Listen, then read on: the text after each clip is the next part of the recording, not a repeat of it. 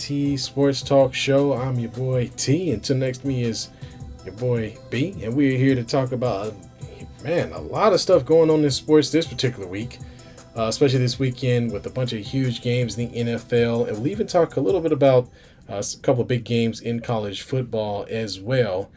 So if it's your first time joining us, go ahead and hit the subscribe button, hit the notification button if you're a subscriber, and then also hit the like button on the video. We really appreciate it. We got a lot to go through, man. B, how you doing?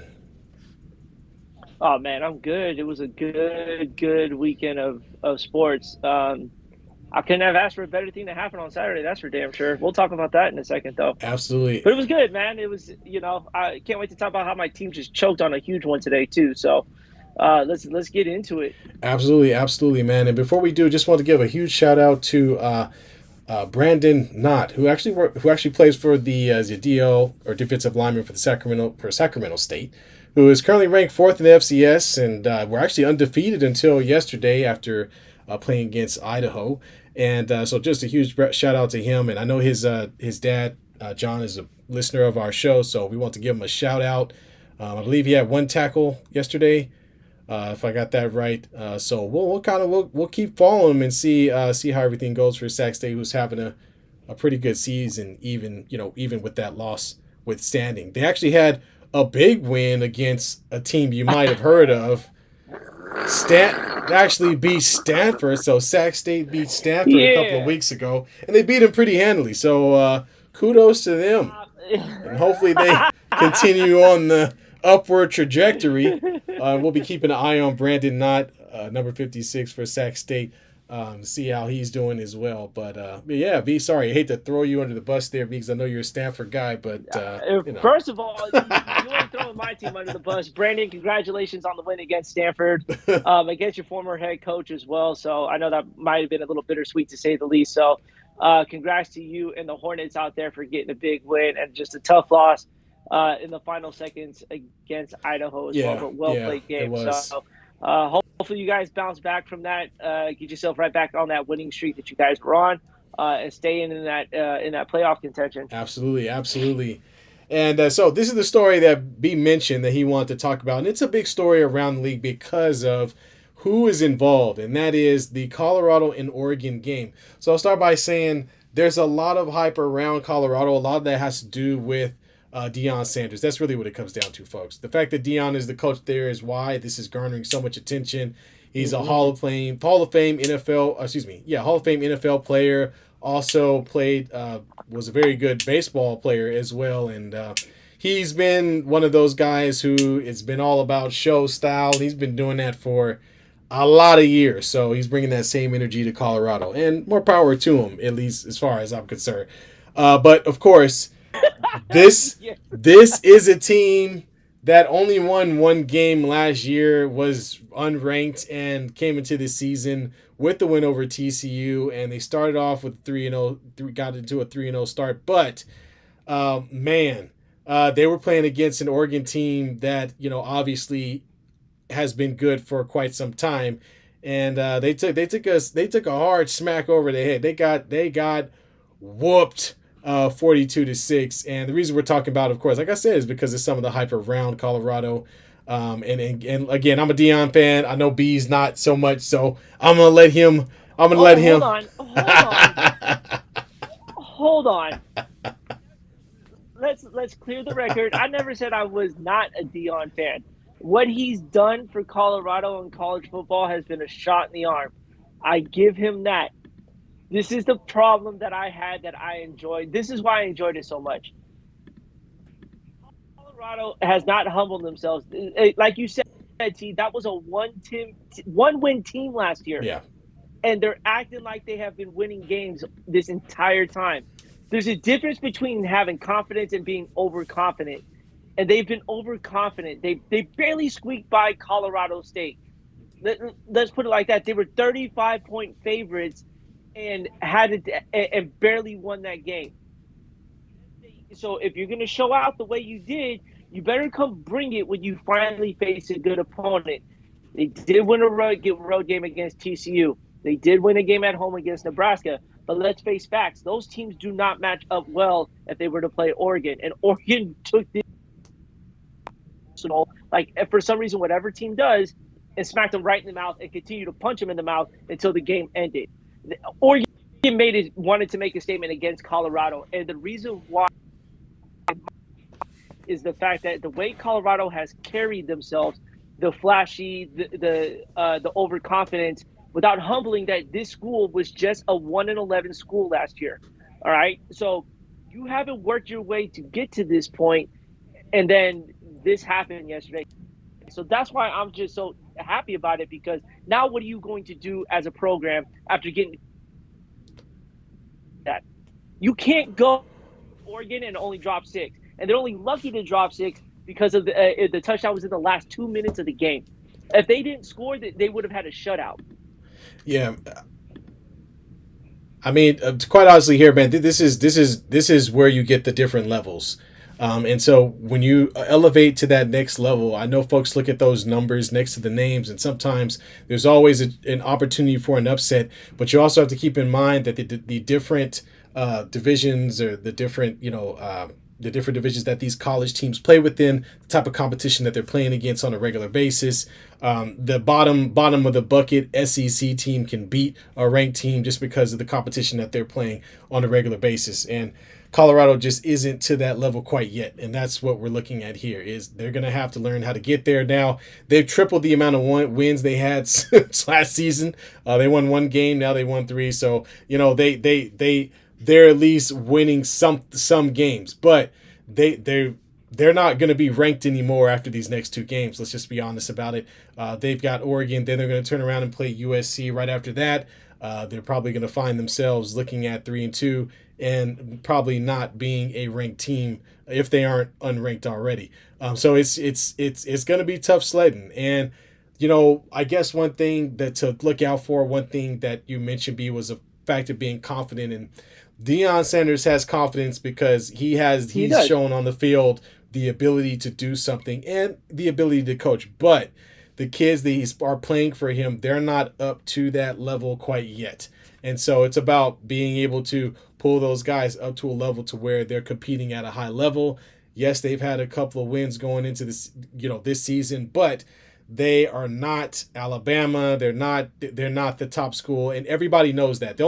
We all know that. Everybody knows Colorado is not that. It's not that school, right? It hasn't been. So it's just a matter of the how much can they get, or how much can Deion take this particular program over the next few years, or however it is, before he jumps into the NFL or wherever his next stop is going to be, man. But as far as this season, look, it's going to be it's definitely going to be a little bit of a hype train, all the video coverage and all that. But honestly, I like it. I think it's needed. And I think the coach of Oregon doesn't get to be on television like he would. He doesn't get to have a big speech that he got to have today if they're not playing against Deion Sanders. So, do you have the audio of that speech? Can we hear it? I can put it up. I'll stress that we don't own the rights to this video, but let's see what we can do here. Here we go. B&T is going to try to do something outside the box, baby. Let's do this. Dude, that was a motivational speech if I've ever heard one. Let me know if you can hear it. Yeah, we go.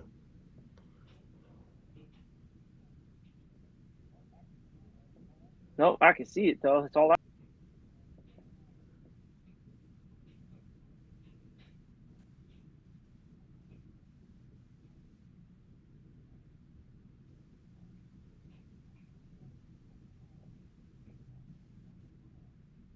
Yeah, so hopefully you guys got the audio, but basically the big takeaway from that was we're playing for wins, they're playing for clicks. So there was definitely we're playing for wins.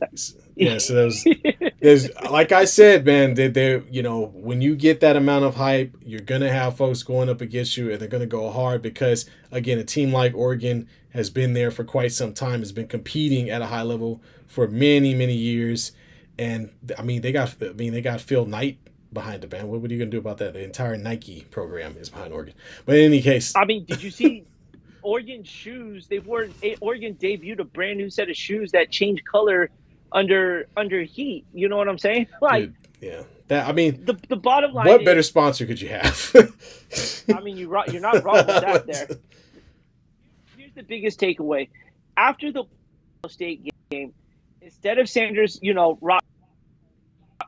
flashing those, I don't care about it. It's part of the style. I get it, but the words that were said didn't show any sort of humble that you just had your rival come in and almost beat you. They almost beat the brakes off of Colorado. Can you imagine losing to Colorado State? Yeah. Now, had they gone to Oregon and at least put up a decent fight, we're not having this conversation. None of this is catching media attention. So to fight, dude, that team was last. What's the word? I'm like last. I can't. Yeah, they were bad. They were terrible over that entire game. Got exposed. Defense got exposed. Yeah, but you know what? The best teams have the next player ready to go. And, dude, they just looked flat. And that's why this is gaining so much attention, because all the hype, all it led to is measly points. And don't forget the fact that Oregon walked on the field the day before the game, and some of the players were wiping their shoes off on the 50-yard line logo. And I don't know about you, but that is hollow ground for the home team. So you're just disrespecting somebody's field and then put up a performance like that. That's why this is so –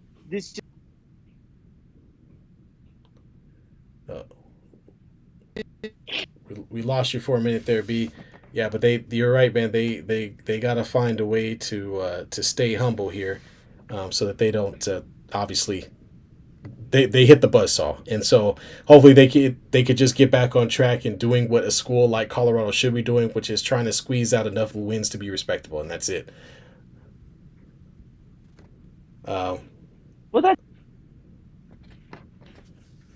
Okay, I'm losing you again. Let me just show L. Watch what happens. Is going to be a lot of it is media driven. So I mean, we're going to get a lot of as far as the media is concerned. This is a big story, and in all honestness, a lot of it has to do with Deion. I mean, we've got a show going. He's got a show that's happening. He's doing a lot of interviews. This team is under really a different type of pressure for a team that's coming off of a 1-11 season. You know what I mean? So it's definitely a different scenario. And bear with me, dealing with a couple of technical issues here. Make sure I can hear you okay, B. If anybody knows a good IT person to help us out. Yeah, I'm telling you, right? But I think, we got you there. Just had to kind of little bit of a break up there. So I think we're good. Hopefully the audio holds. But in any case, let's getting away from college and getting into the pros. So when we did our pick'em dummies, there were some big lines, and we looked at them and we're kind of like, man, that's 12.5, 6.5. But looking at the games over the course of the week, a lot of teams met those and covered those pretty easily, and some of them fell flat on their face. But we'll start with the 49ers and the Giants. Well, the 49ers came out and looked a little slow to start, but really just once they got into gear, they completely shut down the Giants. The Giants had no chance. Davy Jones was back there staring at the ceiling most of the game. Obviously, they couldn't get anything going, and the 49ers defense came in. And then they followed that up with a great game from Deebo Samuel, who was kicking it into gear. And, of course, McCaffrey, who's consistently been the best running back in the league. So whenever a team has a defense that good and can run the ball that well and that consistently, I mean, what are you going to do? You're not going to have the ball in your hand for very long, because on one end you're giving up 3 and outs, and then on the other end you're the 49ers are dominating the time of possession. So the Giants just look really woeful this season, man. I don't know. They might as well. They need to go back to Jones and ask for the money back at this point. Dude, the Niners, when the Niners gave up the touchdown to start the second half, I was like, cool, we don't have a game on our hands. And then after that, we saw nothing from the New York Giants.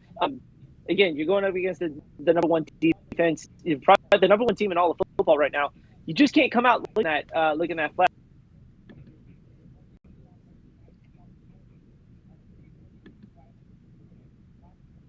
Came out and dominated here. So, living in the Bay Area, you do get a lot of the talk about the Niners here. And man, Brock Purdy throws for his first 300-yard game. For some reason, not thrilled.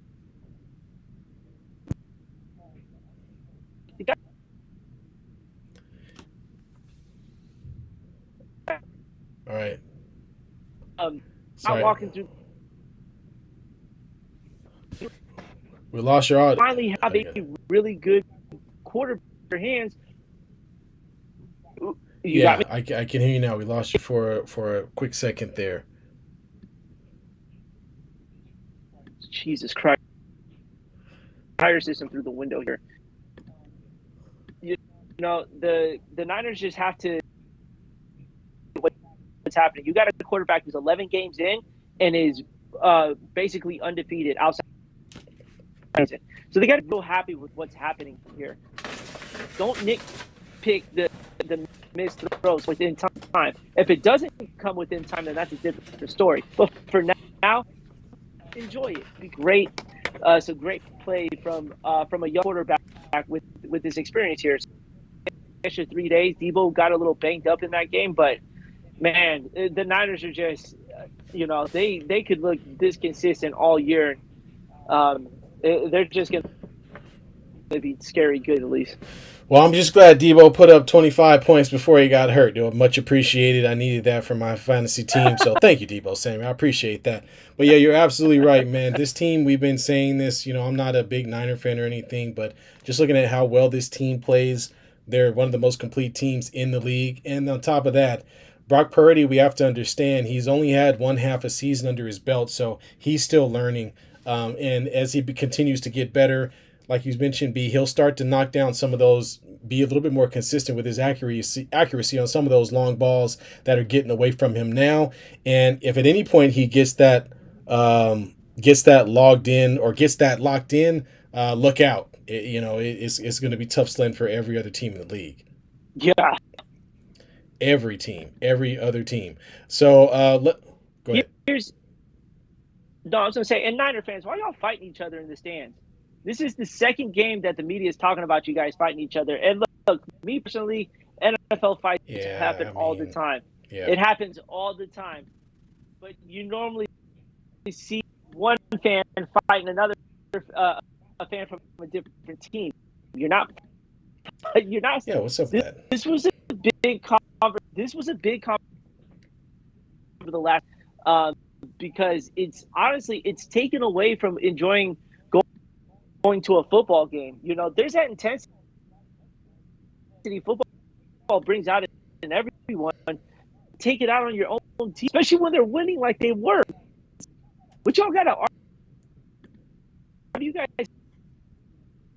right. each other, Yeah, you let me know.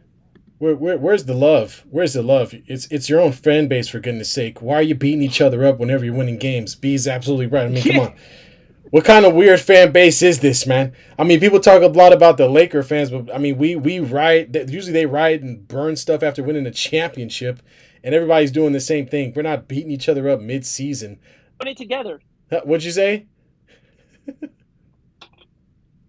They're doing it together at least. Exactly. It's like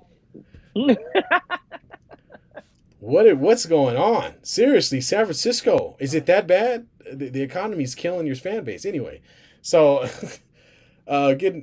let's move on to a couple other games. We're going to talk about our teams. My team's still playing. They're losing to the Steelers, 7-13. The Raiders are down by about a touchdown. Struggling. And but before we can get there, let's talk about an upset. The Colts and the Ravens. The Colts come in without their starting quarterback. Minshew steps in, and somehow the Colts managed to get it done. 22-19 over the Colts. B man, what's going on? What's going on? What's this about, man? What's happening? What's going on with your team? Jesus choke job from today. All right, You're gonna lose me in just a second. yeah, I lost you. No, there you go. Okay, there he is. You're good. I had to fix my my connection here. But all I'm saying is the first two drives from the Ravens looked couldn't have asked for a perfect start to that game. And then all of a sudden, Lamar Jackson went to being Lamar Jackson. Receivers were dropping balls. Here's what blows my mind is the running game for the Indianapolis Colts got going. Moss was tearing it up on the Ravens defense as well. And Gardner Minshew did just enough to slightly outplay Lamar Jackson. I mean, and really, I'm going to be honest with that. I mean, come on. I mean, this is the thing, man. I mean, the Ravens, of course, Lamar Jackson is the center of your universe. He's the guy you're building your team around. But B, you've watched this team for a while. What other than, I mean, we talked about Dobbins and the fact that he's out. What have they done around Lamar to make this team any better? To make threat, you went out and got OBJ, who was hurt.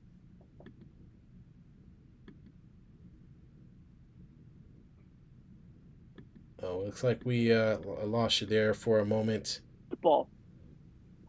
Oh my God, dude! I'm just so over this. Lost you there for a second. Let me. You got me? Yeah, I think I got you now. So while we're working on that, all I'm saying is just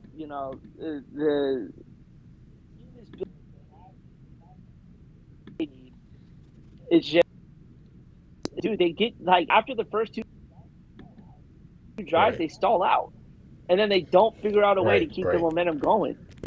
Absolutely. Yeah, well, I mean, I mean, they started the game pretty good. I thought the first couple of drives, you kind of had the feeling, okay, the Ravens got this in the bag. They got a couple of hits on Minshew and sacked him. They had a good drive to start. I think it was the Drake fumbled the ball on that next drive that kind of turned things around a little bit. And then ultimately they just started turning the ball over. That's what it came down to. You had Lamar give it up. You had Lamar give it up. I think a couple of times, didn't he?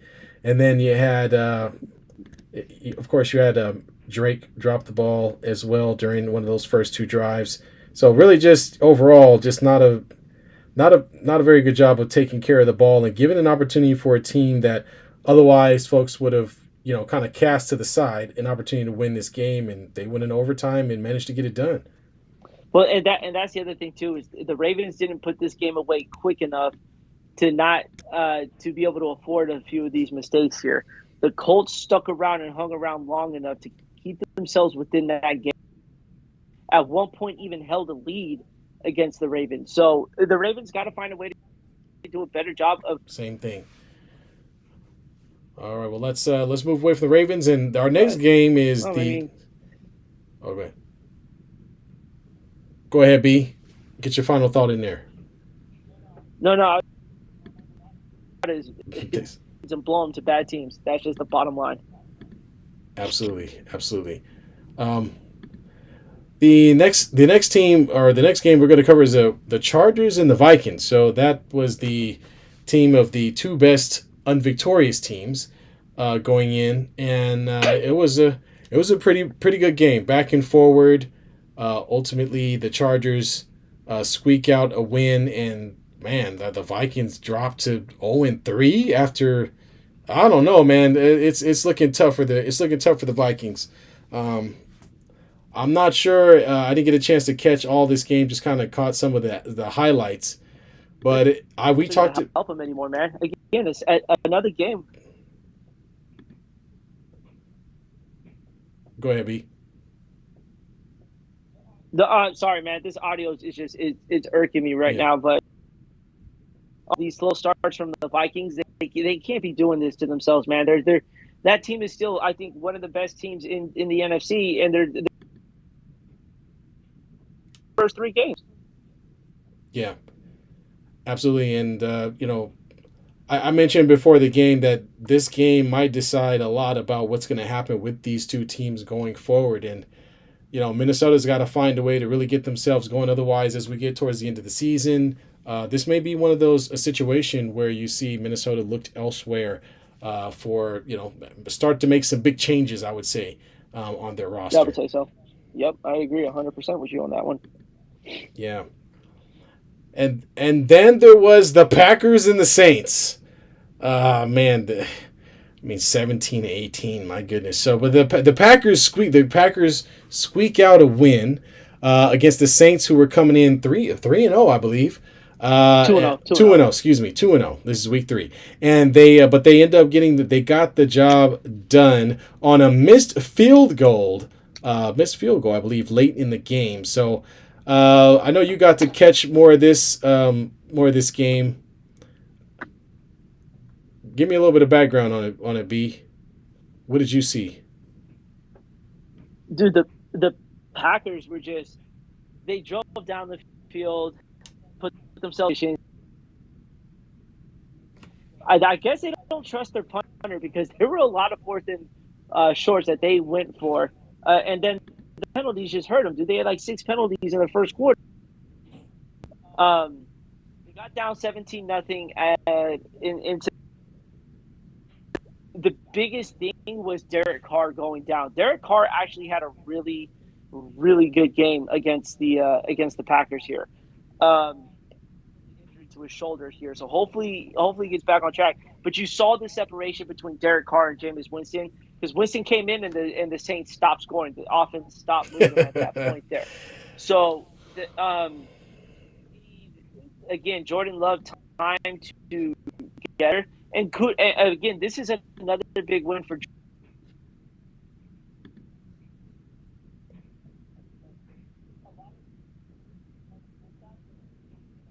17-0. Nothing's going right. Offense is giving up too many penalties.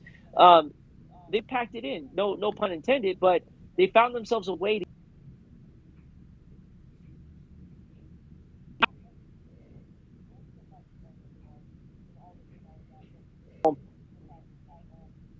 out Aaron Rodgers in Red Packers for pulling out a pretty big win. Absolutely, man.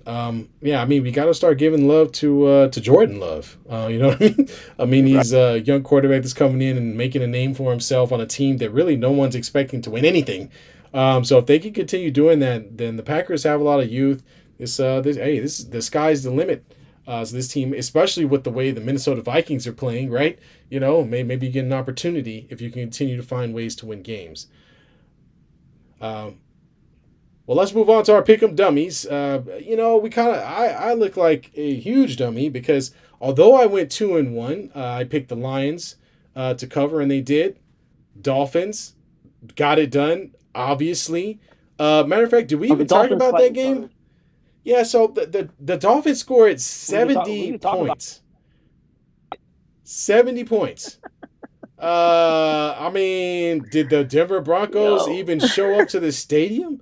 I mean, if you thought Colorado got beat down, I mean, you missed the game between the Broncos and the Dolphins. Yeah, so they went berserk, man. Obviously, they were playing at home, and I don't know, coming from Mile High to Miami is just not a good travel plan, I guess, for the Broncos. I don't know what it was, but the Broncos suck, and their secondary missed so many tackles. They weren't able to cover. They couldn't cover anything. It was terrible. And Tua and Gang, Mostert, who was it? Arcane. I mean, Tyreek Hill. I don't know, B. I feel like if they would have handed the ball off to you, you might have been able to get a good 10 or 15 yards this game. I'm serious. I'm dead serious. Dude. I'm watching all the morning games, and all I see is Tyreek Hill in the red zone. Tyreek Hill in the red zone. Tyreek Hill. What the hell is going on here? Next thing you know, it's like, oh, the Dolphins are smashing the Broncos right now, dude. That over 703 yards, I think, as a team. Yeah. Offense. Yeah. I'll look up the stat to see. You're running back. A lot of people in fantasy today. That's how bad that ass whooping was for the for the Denver Broncos. And at this point, now if you're a Denver Broncos fan, is doing. You don't go to putting up 70 points to another team. That just doesn't Dude, that's happen, man. it. Again, they were 3 points away from setting the single nice enough to kneel. Yeah, they I were, think it and was seven. I think 72 is the single season record for most points scored in a game, and they decided to kneel when they could have kicked the field goal and own that record. So yeah. at least Denver took something away. Yeah, it's bad when your backup quarterback comes in and starts throwing touchdowns. Like I don't even know, or I'm not sure what's going on with the. Well, I do know what's going on with the Broncos. They stink, as we kind of thought coming into this season. Devon Achane comes in and 18 carries for 203 yards. Don't know who had them on their fantasy team, but kudos to you for having them. This again, this is old fashioned beatdown. We were joking. I was joking before the show and said I'm surprised that Tua did not propose to Ciara after this game based on the score. It was just bad. The Broncos are 0-3. It's starting to look like Russell got the bag, but won't get much else. I think this can only go on for another season or so before the Broncos have to really start thinking about what the next step is going to be for their franchise. They've been going through ever since Peyton Manning left. They've been going through quarterbacks like hotcakes and coaches too, trying to figure out how to get this thing going. But I can tell you right now, it ain't getting any better. Nope, not at all. And this Sunday did not help that cause at all. So, um, I mean, if you'd have put the money line on that, that would have been nice to say the least. Not on the Commanders. Good God, the Commanders decided not to play football today. That's what I mean, we did put dummies in the title, so okay, we'll start there. I mean, I don't know what I was thinking. It worked out for me last week, but the Commanders got schmacked. Let's see, who was Washington playing? I'm trying to look it up right now, but the Commanders were playing. Who were they playing? Trying to pull up the stats for the game, but I know they got washed pretty good. Oh, but the Buffalo Bills. The Buffalo Bills just Killing me, man. smacked them in the next week, man. They beat them 37 to, yeah, what was it? Dude, where is the darn score? Yeah, where is it? Commanders, where are they? Anyway, well, 37-3. Thank you. I'm like, what I know it. So then the Commanders were nice enough to score 3 points in the fourth quarter. For what, I don't know. But yeah, they got ran off the field. So forget I ever made that pick. We'll call it. We'll forget that pick was ever made. However, I did go 2-1. B, you had the Patriots, the Vikings, and the Packers, and I mean, it looks like the Patriots was the only team that covered for you, man. I can't believe it, man. The Packers covered a Patriots. So I'm 1-2. I'm now even on the year at 3-3. At least you're over 500. Yes, I am. I am doing, except for the outside the Commander situation. I'm doing all right. So I'm doing good. I think. We'll see. Do I get a trophy or something? Like what do I get for this? Anything? No. Tips on not to take our picks going to Vegas. That's exactly what I'm doing. Don't go through us because. Yeah, exactly. So, all right, awesome. Let's see. So let's move on to Our fantasy. So fantasy football, as we mentioned before, me, B, and some friends and family are all involved in a fantasy football league. This is my first time getting involved in this, and I ain't doing too well. I am 0-2. Coming into this week, though, I'm doing okay. I do have a slim lead over Cali's sleepers. We'll see how long that lasts. B, how are you doing? Actually, I'm going to pull it up, and maybe I can show the world what's going on here. If my computer doesn't scream at me. All right.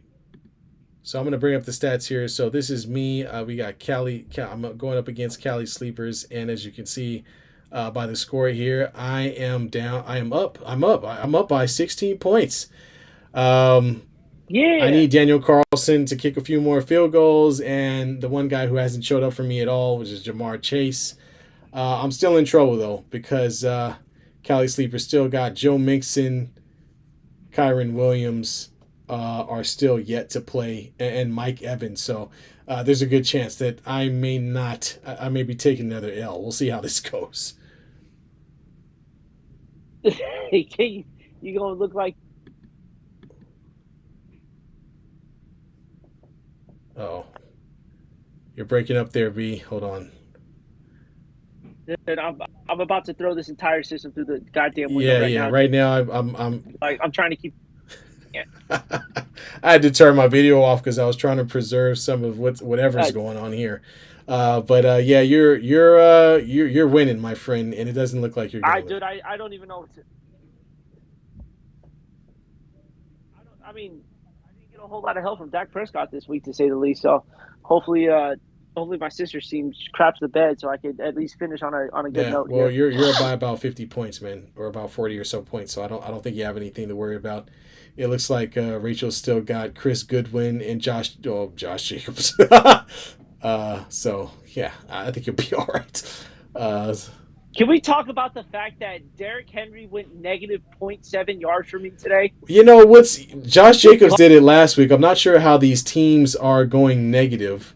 Uh, or these running backs, excuse me. I believe Josh Jacob had -3 yards or something like that. And I don't know, man. I mean, it's almost like I guess the coach is getting far behind on score and just decides we're not going to run the ball anymore after making a few attempts. I think last week Josh Jacobs only had maybe 6 carries, and after that they just gave up on him. After spending all that money, the guy's got to carry the ball at least 10 or 15 times in my book. I don't know why we're giving up on the guy running the ball after a few tries.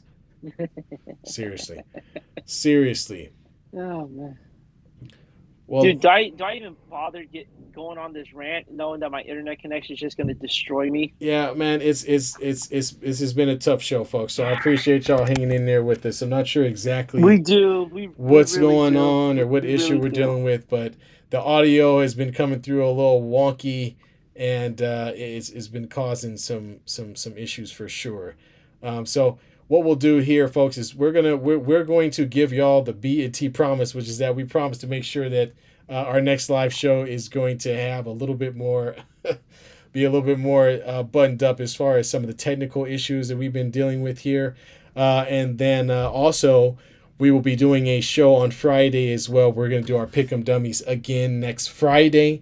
So we'll scoot that in there. And what we may do, being we could talk about a little bit more, maybe we'll add a little bit more to that show so we can give you guys the missing content that you weren't able to get today.